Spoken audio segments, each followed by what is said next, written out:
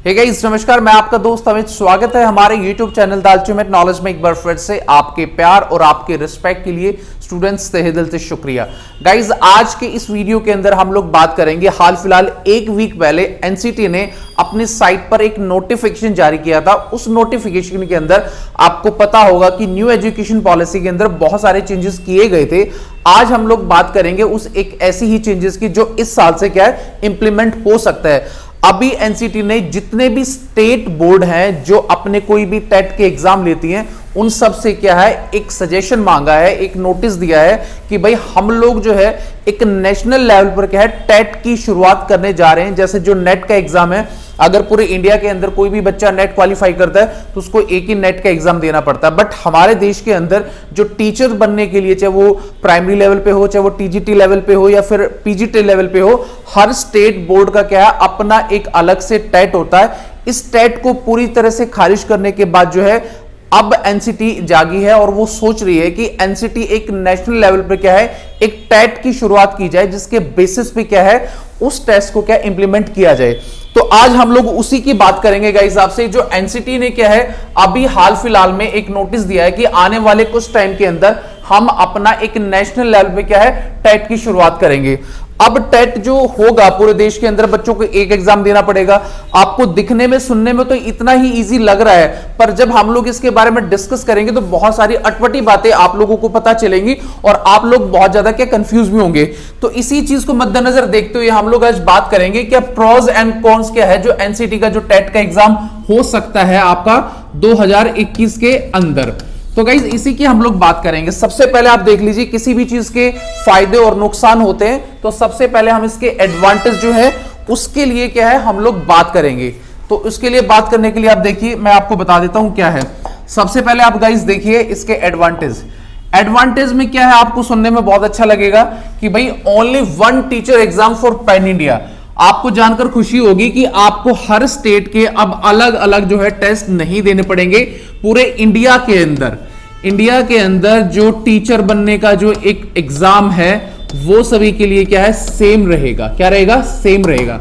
मतलब आपको किसी भी स्टेट के अगर टीचर बनना है तो जो टेट का जो सर्टिफिकेट है सिर्फ आपको वो चाहिए क्वालिफाई करने के बाद। उसके बाद पूरे देश के अंदर आप अलग अलग लेवल पर टीचिंग जॉब क्या है कर सकते हो। ठीक है गाइस। अगला जो इसका पॉइंट है वो मैं आपको समझा देता हूं। उसका सेकंड बेनिफिट क्या मैंने बताया आपको। सेकंड बेनिफिट देखिए अब इसका क्या है, ओनली सिलेबस फॉर ऑल, यानी कि सिंगल सिलेबस, यानी कि one syllabus for all teacher exams. यानी कि अगर एनसीटी इसको लागू करता है और सही रूप से ये वर्क करता है तो पूरे इंडिया के अंदर क्या है one syllabus for all teacher exam. Her state का अपना अलग अलग सिलेबस होता है, अलग अलग टेट का पैटर्न होता है। बट जो टेट अभी एनसीटी ने जो है प्रपोजल दिया है या उसको स्टार्ट करने वाले हैं, तो उसका जो सिलेबस है वो क्या है एक रह सकता है, और सिलेबस क्या है एक रहेगा तो उसका एग्जाम भी क्या है एक ही रहेगा। तो एक ये पॉइंट आपके लिए क्या जानना बहुत जरूरी है। अगला पॉइंट हम लोग जानेंगे, that is very also very important, single fee structure. अब ये देख लीजिए अगला पॉइंट क्या है, single fee for all teacher exams. अब कोई भी टीचर के लिए, जैसे आप मान लो यूपी का टेट देते हो, सी टेट देते हो, हरियाणा का टेट देते हो, राजस्थान टेट देते हो, कोई भी टेट का एग्जाम देते हो, तो हर टेट की जो फीस है वो आपको अलग अलग पे करनी पड़ती है। यहां पर पर्टिकुलर जो फी है वो सिर्फ आपको क्या है एक ही एग्जाम की क्या है फीस देनी है, दैट इज। तो ये आपके लिए क्या है एक बेनिफिट हो सकता है मेरे हिसाब से। ठीक है गाइस। अगला जो है वो पॉइंट्स हम लोग देख लेते हैं कि अगला पॉइंट्स आपका कौन सा है, ताकि वो चीज आपको समझ में और अच्छी तरह से आ जाए। अब हम देखेंगे इसके डिसएडवांटेज। अब गाइस एक बात मान के चलिए, किसी चीज के पॉजिटिव पॉइंट्स होते हैं तो किसी चीज के नेगेटिव पॉइंट्स भी होते हैं। तो आज हम इसकी क्या नेगेटिव पॉइंट्स की भी बात करेंगे कि वो जो एनसीटी टेट के एग्जाम लेकर आ रही है उसके डिसएडवांटेज क्या हो सकते हैं, उसके बारे में आपको बताता हूं। तो सबसे पहले आप देखिए कि हाई कंपटीशन। अब सबसे इंपॉर्टेंट चीज क्या है कि अगर पूरे देश के अंदर एक एग्जाम होता है तो भैया सीधी सी बात है बहुत सारे बच्चे इस एग्जाम के अंदर बैठेंगे, और एग्जाम के अंदर बहुत सारे बच्चे जब बैठेंगे तो उसका जो सिलेबस है, जो कंपटीशन है, डेफिनेटली गाइस वो क्या हाई होगा। क्योंकि एक तो स्टेट का पर्टिकुलर को स्टूडेंट दे या पूरे इंडिया का एक बच्चा एग्जाम दे, तो वहां पर जो कंपटीशन है डेफिनेटली वो क्या हाई होने वाला है। ये इसका क्या है सबसे बड़ा डिसएडवांटेज हो सकता है। अगला जो पॉइंट मैं आपको बताने जा रहा हूं गाइस वो भी बहुत ही ज्यादा चौंकाने वाला है, लेस जॉब अपॉर्चुनिटी। अब आप मुझे ये बोलेंगे सर ये कैसी बात है, भाई बिल्कुल सही बात है, लेस जॉब अपॉर्चुनिटी आप लोगों को मिलेंगी। आप मान के चलिए आप पर्टिकुलर किसी एक स्टेट में रहते हैं, ठीक है, एक्स वाई कोई आपका स्टेट है, तो यहां पर जो टीचर की जो वैकेंसी निकलती है, ठीक है, टीचर्स की जो वैकेंसी निकलती है वो क्या है, कम होती है, तो वहां स्टेट का बंदा क्या प्रेफर किया जाता है। तो गाइज जब अब क्या है, जब सभी बच्चों के लिए नियम लागू हो जाएगा तो पैन इंडिया कोई भी बच्चा कहीं भी जा सकता है, हालांकि वो जॉब को ज्वाइन ना करे, बट स्टार्टिंग के जो स्टेट के जो स्टूडेंट है उनको क्या है टफ और टक्कर वो दे सकता है। इसीलिए क्या है, वहां पर जो जॉब की जो अपॉर्चुनिटी होगी वो बिल्कुल कम होगी। मेरे हिसाब से ये इसका सबसे बड़ा एक माइनस पॉइंट है, लेस जॉब अपॉर्चुनिटी। अगला जो पॉइंट है गाइज वो हम लोग देख लेते हैं, that is very also important. अगला है job will be decided on the basis of TET score. अब गाइज एक चीज मान के चलिए कि भाई देखो हर स्टेट का जो एग्जाम होता है उसका टेट का स्कोर अलग होता है। अब यहां पर नेट की तरह एक स्कोर को क्या है सर्टिफाई कर दिया जाएगा कि भाई इतना पर्टिकुलर आपको स्कोर करना है।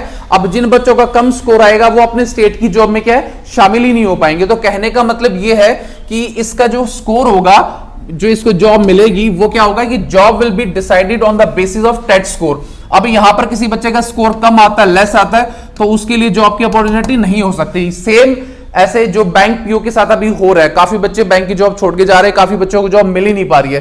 तो ये भी एक सबसे बड़ा क्या है इसका डिसएडवांटेज है जो आपको पता होना चाहिए। अगला मैं बात करूंगा पॉइंट, आप देख लीजिए, it is very important points जो आपको देखना है अभी। अगला पॉइंट है आपका entry of outer side student state job के अंदर।